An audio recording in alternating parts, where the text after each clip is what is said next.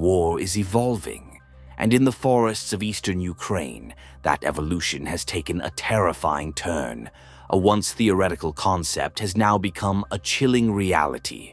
Drones dropping molten metal from the sky like apocalyptic fire from ancient myths. This is not science fiction.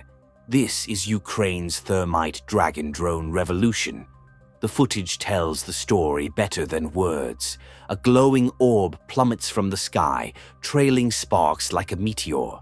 When it strikes, it doesn't explode. Instead, it releases a shower of searing liquid iron hot enough to melt through steel, concrete, and armor plating. These aren't military-grade drones built by defense contractors. They're commercial quadcopters, the kind hobbyists use for filming weddings or real estate tours. But repurposed by Ukraine's ingenious engineers, these affordable machines have become some of the most destructive weapons seen in modern combat. At the heart of these drones is thermite, a simple, old-world chemical mixture of powdered aluminum and iron oxide.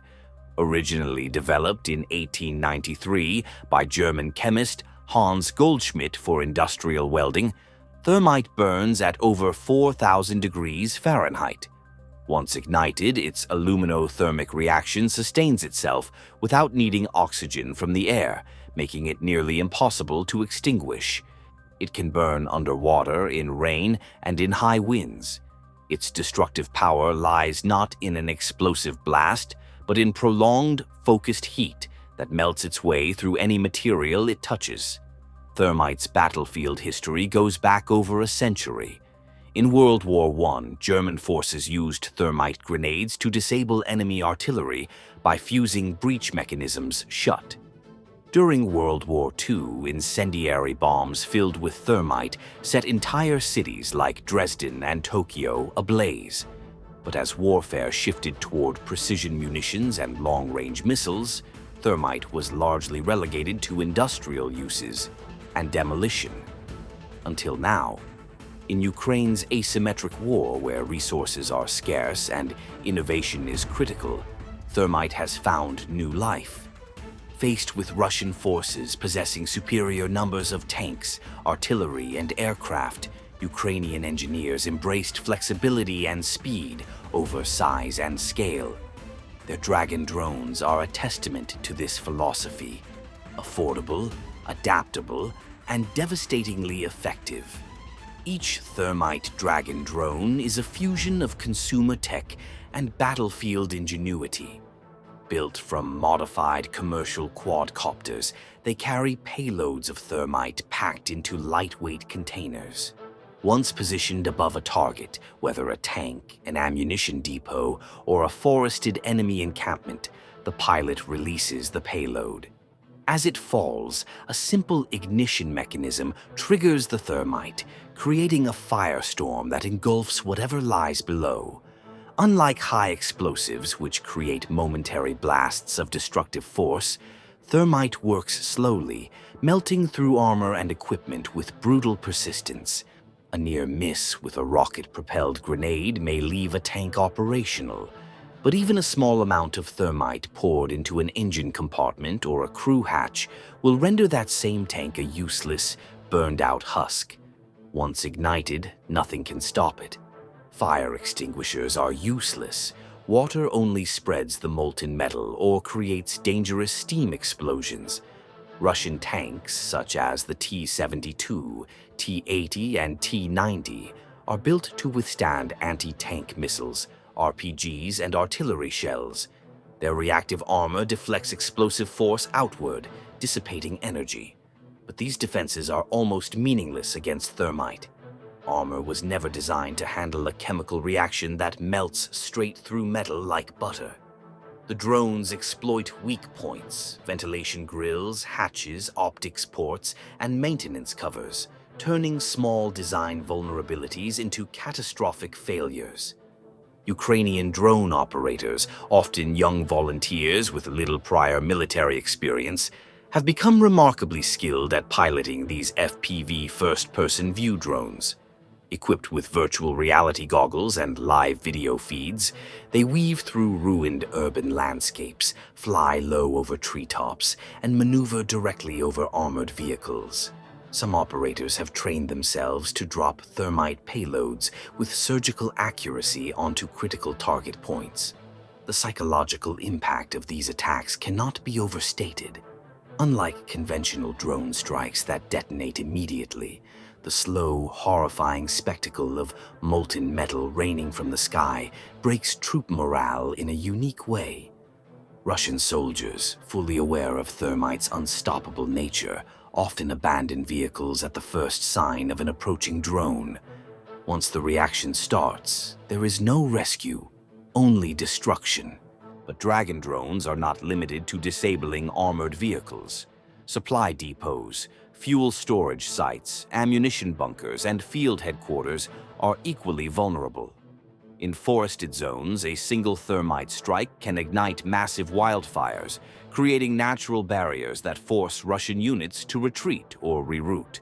These fires can burn for days, visible even from satellite imagery, creating wide zones of denial for advancing forces. Strategically, the impact of these drones far exceeds their simplicity. Ukraine's limited resources have made cost efficiency paramount. A modern Russian main battle tank costs millions to manufacture. A Dragon drone costs less than a used car. The basic components are readily available: a commercial drone frame, a basic release mechanism, and thermite, a compound made from materials as common as aluminum powder and rust. This disparity gives Ukraine an enormous economic advantage in attrition warfare, yet the use of thermite also raises serious legal and ethical concerns. International law under Protocol 3 of the Convention on Certain Conventional Weapons restricts the use of incendiary weapons like thermite against civilian populations. Both Russia and Ukraine have been accused of employing incendiary devices near populated areas. However, when thermite is used against clearly defined military targets far from civilians, its deployment remains legal under international rules of armed conflict. This legal gray area echoes similar debates surrounding the use of white phosphorus, another incendiary substance seen in this conflict. Unlike thermite, which primarily melts and burns, white phosphorus creates toxic smoke that can injure or suffocate soldiers even without direct contact. Russia, too, has begun deploying its own incendiary drones, opting for white phosphorus in several documented strikes, further escalating the arms race. Both sides are also locked in a constant battle of electronic warfare. Russian forces attempt to jam Ukrainian drones using electronic interference, spoofing GPS signals to misguide them. In response, Ukrainian engineers have rapidly upgraded their drones with frequency-hopping radios, inertial navigation systems, and AI-assisted guidance algorithms that allow them to operate even when traditional GPS signals are blocked or spoofed. Some Dragon drones now operate completely autonomously during their final strike phases, relying on pre-programmed visual recognition algorithms to identify and strike vulnerable targets. The speed at which this innovation cycle moves is astonishing. In traditional military-industrial systems, the development of new weapons often takes years or decades. On the Ukrainian front, battlefield adaptations occur weekly. Engineers constantly analyze battlefield footage, identify vulnerabilities, and modify drone designs accordingly. This rapid, decentralized innovation cycle allows Ukraine to stay one step ahead, often surprising Russian forces with newly adapted drone designs just weeks after identifying a tactical need. The Thermite Dragon is also a profound symbol of the global democratization of warfare technology. It demonstrates how easily low-cost, off-the-shelf commercial technology can be converted into highly effective military systems. No longer does a nation require billion-dollar research labs to field weapons capable of defeating tanks and disabling supply lines. The threshold for creating potent weapons has been dramatically lowered. This trend deeply concerns military planners around the world. NATO, the Pentagon, and global intelligence agencies have all taken note. What Ukraine has accomplished is not just battlefield ingenuity. It's a glimpse into the future of conflict. As conflicts in other regions simmer, from the South China Sea to potential proxy wars in Africa, the lessons from Ukraine's Thermite Dragon program will inform new doctrines, countermeasures, and defense planning for years to come. And yet, the greatest danger may not lie in state militaries adopting these technologies, but in their inevitable spread to non-state actors, insurgent groups, and rogue militias. The simplicity of the design means that terror groups or militias with basic technical skills could recreate similar weapons, making future conflicts even more unpredictable and devastating. For now, on the blood-soaked plains of eastern Ukraine, the Thermite Dragon remains one of the most terrifying sights Russian soldiers face. Entire tank columns reduced to scorched wreckage, forests ablaze, and defensive positions gutted from above. These drones have not merely disrupted Russian logistics, they have shattered the psychological confidence of an entire military system built on overwhelming armored superiority. Ukrainian soldiers on the ground see these weapons as more than tools. They see them as symbols of defiance.